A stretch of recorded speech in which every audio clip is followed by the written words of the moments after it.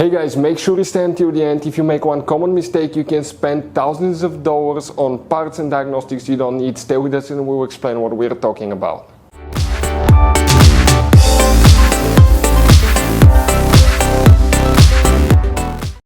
Hey guys, welcome back to Auto Repair guys. Thank you guys for watching and subscribing to the channel. Today will be super helpful video to any of you having a Toyota Sienna D generation here from year 2011 to year 2020. If you guys have one of those and you have a problem where the rear view camera does not work, you need to see what can cause that, how to fix it. We'll explain which fuses you need to check first because it could be a really easy fix, where you can buy cheap parts, tools, fuses, relays at a good price, quick shipping. That way you do not waste your money and time, and why it's important to always test fuses and relays. All that guys will be covered absolutely free for your convenience. Make sure you stay until the end.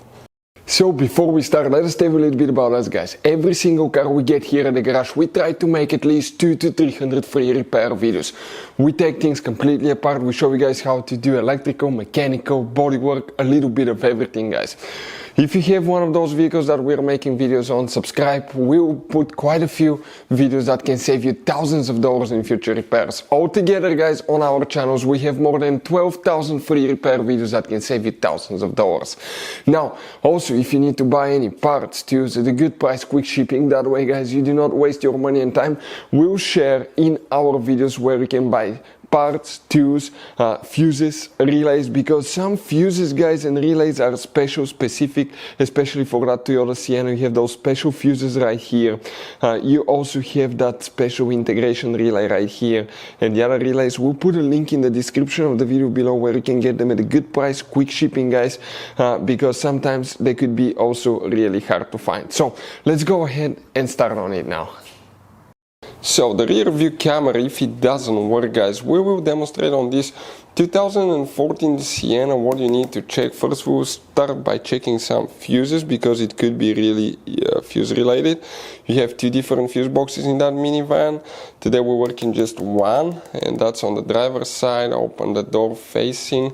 Okay, here now the pedals. Look under the dash upside down on the left side. You will see one white cover that will look just like this one here.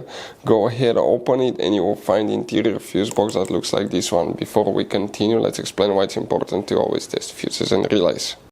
So it is super important guys to always test fuses and relays, and something else as well, common mistakes people make. Sometimes you may think that a fuse is good, or you cannot actually see if the fuse is clearly burned, and in that case guys you may put the fuse back together and you may end up spending money and time on parts you don't need, and all we had to do is just test the fuse. So we'll put a link in the description of the video below how to test the fuse. It takes only a few seconds to find out for sure if it's good or bad. The same thing for relays guys, okay? Some of those could be really expensive on cars, so we'll put a link in the description of the video below how you can test relays. And for some certain fuses guys, it's important to disconnect the car battery when removing them, otherwise you can burn the electronics. And for instance, working on airbags, fuses or anything like that, you need to wait at least 1 hour after disconnecting the car battery. And if you're not qualified and certified to work on airbag system, I will never recommend to do that guys.